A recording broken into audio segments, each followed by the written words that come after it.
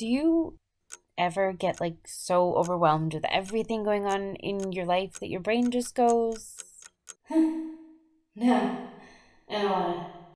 Here, play with this instead. Well, we have these photos in our fridge in the kitchen of me and my siblings at Christmas, and this one in particular just gives me envy of my 6-year-old little stone self in this little plaid dress. I think it was Little House on the Prairie nightgown inspired, and I think that's a Laura Ingalls book, but I'm jealous. So yesterday, in spite of everything I need to do, I bought this. And also this, and this, and, well, this is just lining, and this. Don't limit yourself, kids. But please do set boundaries with others, and also, yes, sometimes even with yourself, for it may save you a tinsel ton of stress and anxiety in the future. This PSA was brought to you by Hindsight 2021. While there may still be time for you, I was fully committed. So I moved to the floor and I began shearing. Not my little dog who looks like a sheep, but this pattern, from which I strolled the front and back bodice pieces because 3D geometry is hard, time is limited. Carpe diem, baby. Which line am I following?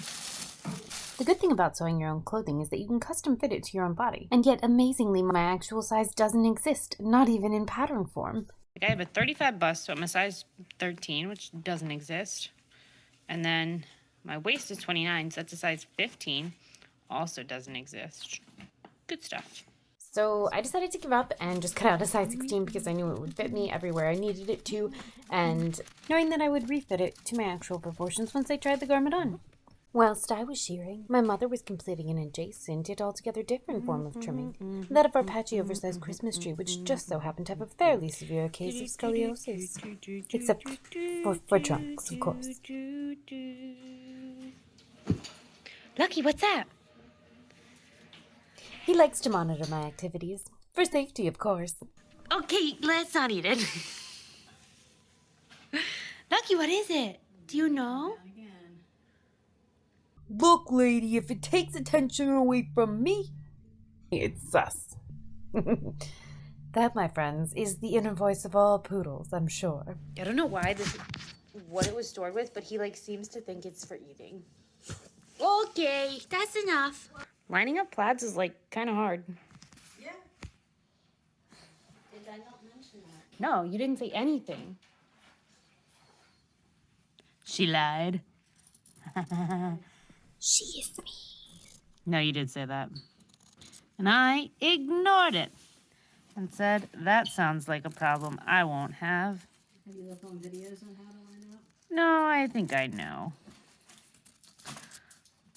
It just takes more, effort and concentration to make sure that either my pattern pieces were perfectly centered or that mirroring pieces were the exact opposite of each other. Also, making sure your plaid lines match up with each other when you're pinning and sewing a seam is going to be a chore, so prepare thyself. I marked the pattern, pinned the darts, and moved over to my sewing machine. I stitched the collar, sewed my darts, and attached the front to the back at the shoulders and the sides per steps 1 and 2 of the official instructions.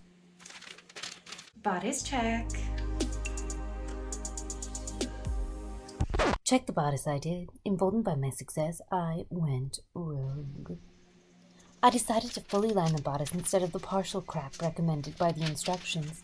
It felt more couture. Finished. Upon returning to the floor, I was revisited by the Investipood. Lockford! He did not like the constitution of this fabric either. Nevertheless, I persisted despite his dire warnings and attempted intervention. I cut out lining pieces and did the exact same sewing thing as last time. You remember. Oh, also my mother did find me The elusive star. She then continued to light it for the next fortnight, presumably to direct attention to her trimming triumph. It was all for naught, though. The lighting below it blew out, which turned out to be an ominous yet accurate foretelling of the Christmas to come. We saw one group of people were exposed to COVID, and then every other group of people we normally see either got it or got exposed. So then we saw no one else and instead contented ourselves with watching Sir Fluffbutt unwrap gifts. His skill has improved greatly over the last 2 years, but it was a bit of a letdown. Where's the plot? I pressed my seam lines and darts. I pinned my fabric and lining, finished sides together, and sewed along the neckline and armholes, which was very wrong. 'Cause guess what? Completing this order of operations makes it impossible to flip the garment right side out again. I had absolutely no idea how to fix this. Thankfully, my mother introduced me to the website of Emily, who does. See the link below. Basically, I needed to seam rip where my fabric and lining were sewed along the side seams and armholes so that only the neckline remained sewed, which left me with something that looks like this. Generally, when sewing, one works from the center of the garment outwards, which is something I would do well to remember. This means that the next thing to sew was the armholes. I laid the garment flat, good sides facing up. To sew this arm seam, I twisted the entire remainder of the bodice and laid it along the fabric between the edges I wanted to sew. I pinned the seam around the bunch of fabric, good sides together, and stitched. And voila! You did it backwards? Kinda. Well, I didn't realize I was doing it backwards, or I would have done it forwards. But Well, it didn't work because you pulled it the wrong way. well, I pulled the one side out. I don't know. It worked the first time when I hadn't done it before. Alright, let's see if that's. I have absolutely no idea why this works, but it did. Twice. Oh, and then I just sew it like this along this line. I then pinned and stitched the side seams, pressed the neck and arm seams, and top stitched them to hold the fabric in place. Oh, also, for some reason I decided the back was too high and it would be too hard for me to zip on my own, so I lowered it, which was very annoying, but also a good long-term decision. At this point, my bodice was pretty much together, which meant that it was now time for the skirt.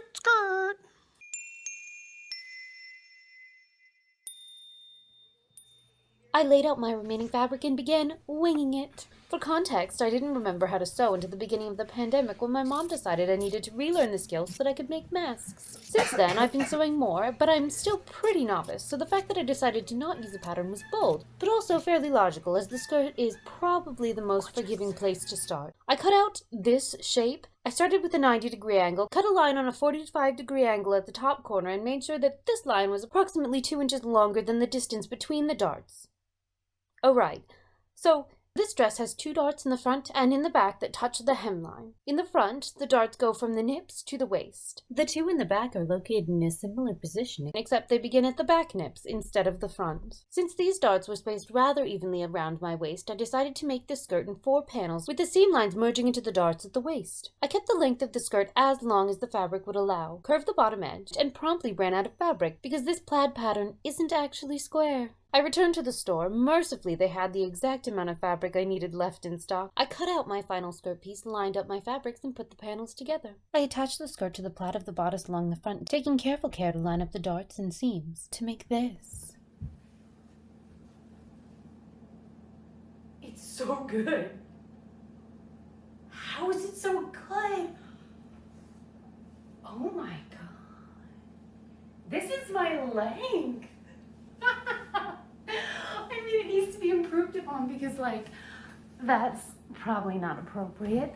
At the back of the dress, I stitched the seams and darts together at the waist. Then I figured out where my side panels would meet the side seam, both in relation to its attachment at the back and front dart. Determined the center between these points and cut pretty much straight down, maybe 20-ish inches. Time for some big old pockets. Lots of room here. I attached them to the slits in the sides of the skirt, roughly 3 inches below the unsewed top edge, so the actual pocket location would fall below the waist. Sewed them in, and top stitched the pocket edges. Zipper time. I started by guarding the house with the dog.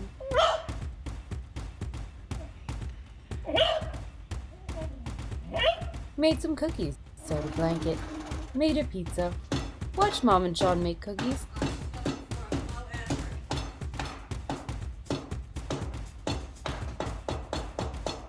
Made Christmas crackers.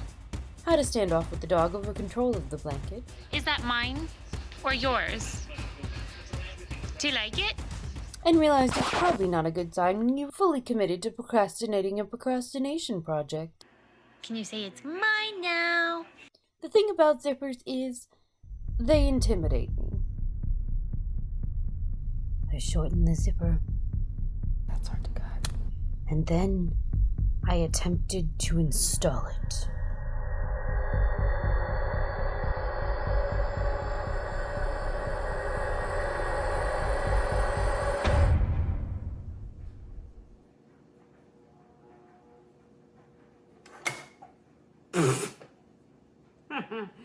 The needle just snapped.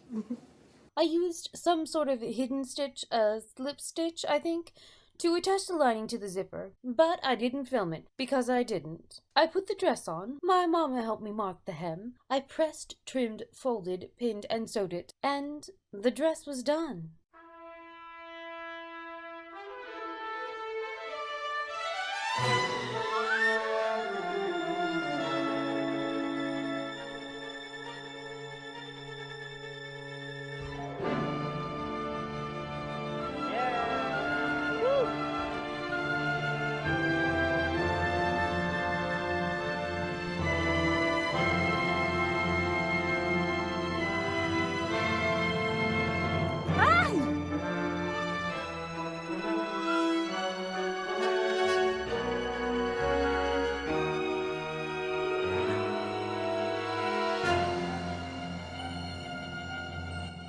That's it.